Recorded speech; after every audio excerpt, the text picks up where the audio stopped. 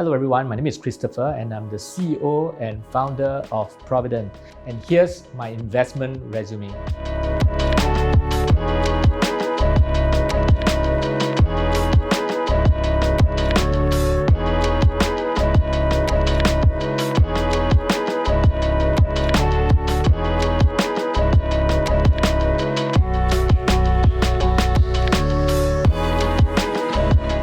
Providend is Singapore first and maybe the only comprehensive wealth advisory firm that operates on a 100% fee basis. And what that means is that when clients come to us to take advice, they actually pay us a fee for advice. And as a result of the advice, if there are any product transactions that result in commissions, we don't take the commissions, we rebate them 100% back to the client. Good afternoon, Christopher. What got you started on investing? Well, I must have been in my early 20s when I started investing. Back then, I was a career army officer. I started on with the Singapore Armed Forces. And, as a SAF officer, we earn a fixed pay. And my friends, they were just telling me that, you can actually make more money by investing to the stock market. And during the 90s, there was this IPO craze. And everybody was crazy over IPO because it seems like it's easy money. You buy an IPO stock and the minute it got listed, sell it and you make money. So I guess I got greedy. I thought that's a very easy way to make money, right? And that's how I really started. So what was your first investment? Well, I'm quite embarrassed to say that my first investment is actually a country club. It is now defunct. And also, when I first invested, it was in the 90s where there was an IPO craze. So I bought some IPO stocks. One of them is Golden Agri.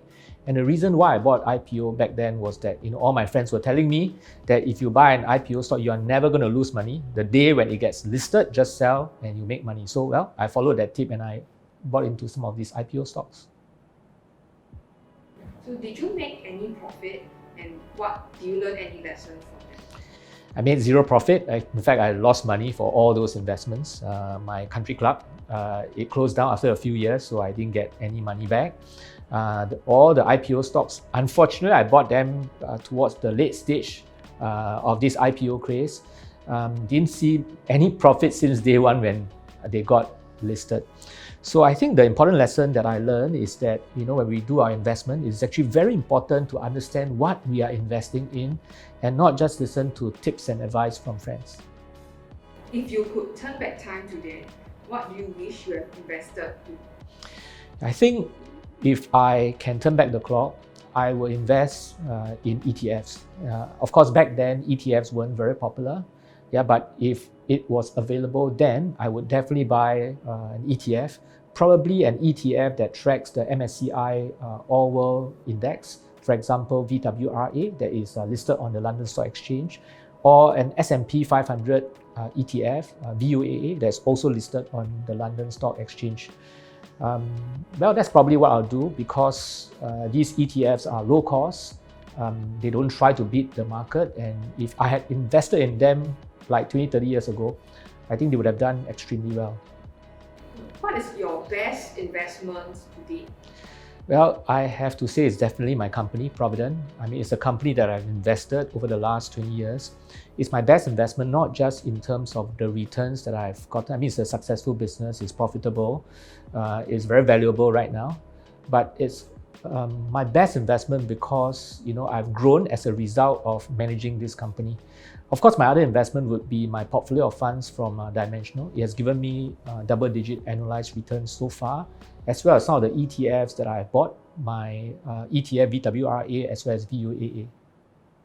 What was your biggest investment mistake? I think the biggest investment mistake for me is definitely investing into that country club, Fairway Country Club. Because when I invested in it, I didn't even check how many years lease is left in that country club. And after a few years buying into that country club, it closed down and I lost every single cent of my investment. So next question. So what is your personal investment strategy? Well, my investment strategy is very aligned with the company, and it's the same strategy and it's the same way I advise my clients. And that is, if you have got spare cash, firstly ask yourself whether you have top up your CPF, because our CPF special account gives us a very good interest rate of 4% at least, guaranteed for now. And after you have done that, then you can start investing into a portfolio of funds. For me, I use low-cost dimensional funds, and you can also invest in a basket of ETFs if you want to. And after you have done that and you still have some spare cash, well, you can dabble into some instrument that may not have such strong evidence, but it's something that you want to learn, and it may be something that you want to invest or you believe that will make money in the future. For example, I set aside about 10% of my total portfolio investing into things such as crypto, as well as those ETF that is very concentrated. For me also, I leave behind some cash over and above my emergency fund, so that if the market collapses, then I've got some money actually to invest into the market. It's more for the psychological comfort, really.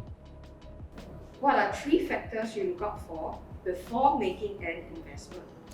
I have actually 4 factors. The first one is that if I want to invest in an instrument that gives me long-term returns, this particular instrument must contribute to the economy. There must be economic contribution, because only when there is an economic contribution that you can expect long-term returns from your investment. The second factor is empirical evidence. So before I invest into something, there must be sufficient evidence that is consistent and at the same time pervasive across market and over a long period of time. The third factor is implementation. It is very important for me that the cost of implementing that investment must be low. As I've mentioned, the higher the cost, the more it will eat into the returns of your investment. And the fourth factor really is that when I want to make an investment, it must support my life goals, it must support my life decision, it must support who I am. Let me give an example. So I'm likely not to invest, for example, in an instrument that requires me to borrow a lot, because if I do that, not only will I be stressed with the debt, I may have to work and earn an amount of money, even though I don't like that work, just so that I'm able to support that debt. And that is not in alignment with my values. So the fourth factor, which is very important, is that the investment must support who I am, my life decisions. Name 3 investments that is currently on your watch list. Well, I don't really have a watch list, because to have a watch list is a bit tactical, very short term. So I take a strategic long-term view on my investment.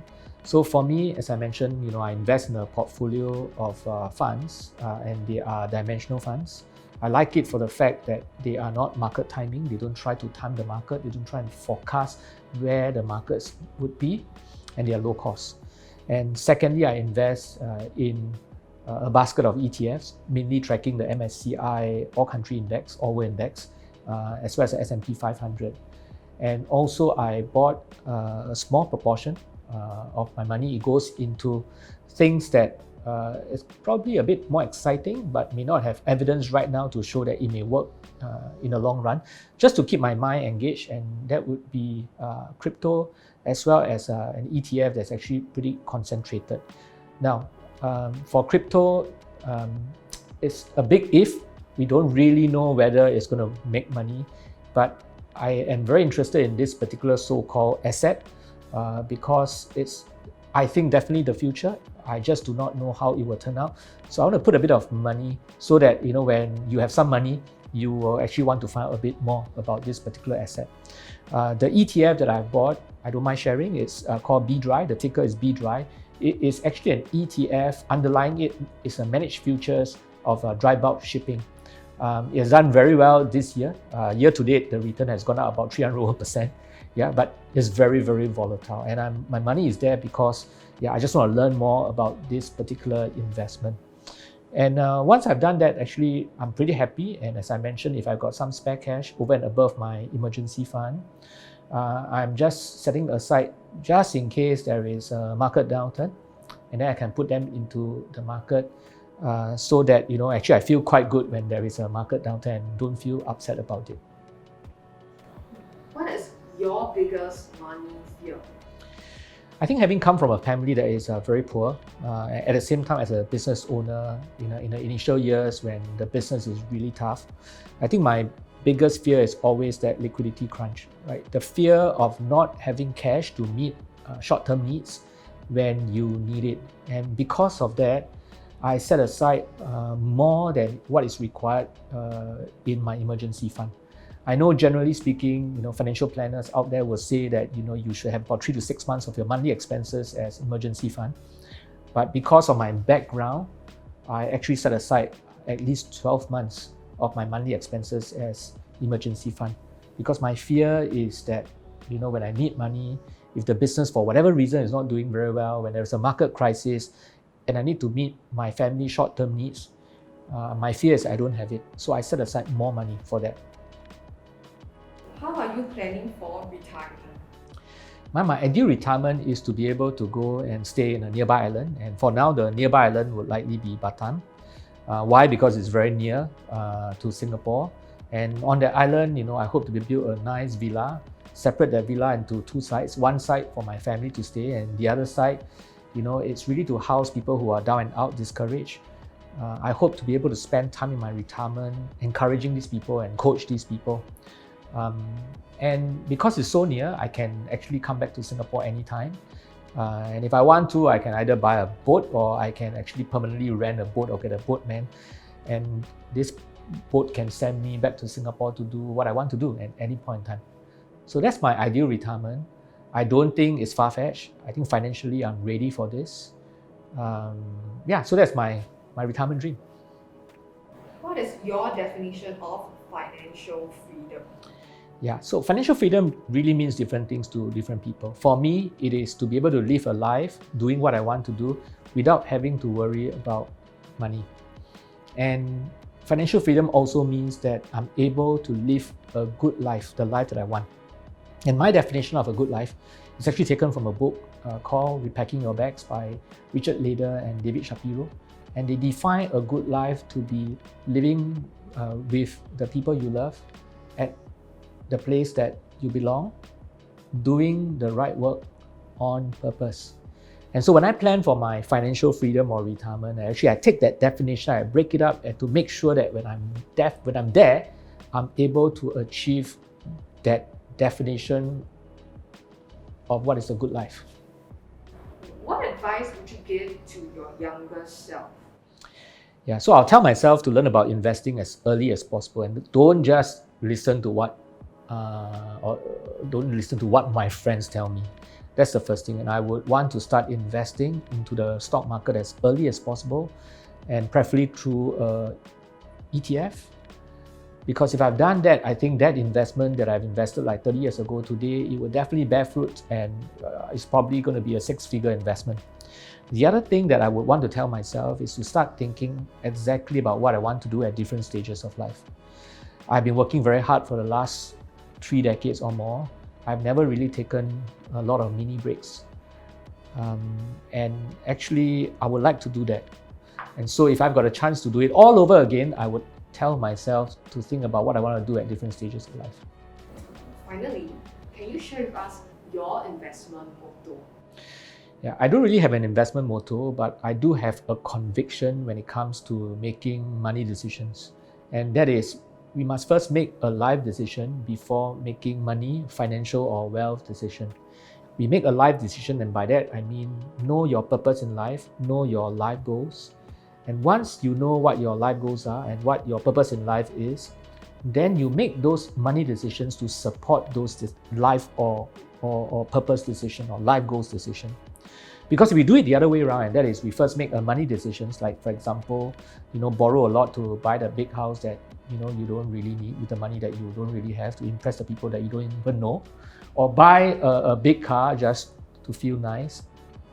And then after that, because of that big financial commitment, we adjust our life to those decisions.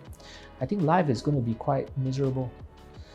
So it is with the same conviction that we advise our clients, we try and help our clients to really discern, to really distill down what that purpose is, what are their life goals, before adjusting their financial life to support that particular decision.